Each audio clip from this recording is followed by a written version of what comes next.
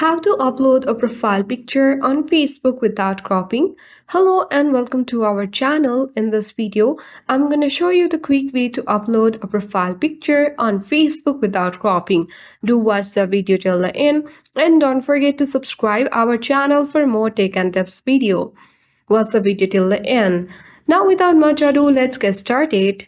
Launch Facebook application on your device and ensure to log into your particular account where you want to upload a profile picture on Facebook without cropping.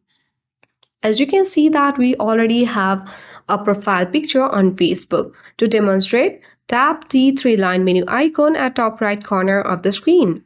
Now tap your profile username at top of the screen. Once it opens, you will get landed on this profile picture speed section. To upload a profile picture, tap on the camera icon at the top left corner of your screen. Here you will get the option to see profile picture. Choose profile picture and import from Instagram. Tap choose profile picture and upload any kind of photo or image from your gallery. So let's choose it and open it. So when you choose a particular image, as you can see that it has been set to a circular form. And unfortunately, there is no any feature to upload a profile picture on Facebook without cropping. If there is any, then that is maybe due to the help of the third-party application, but it is somehow restricted by Facebook.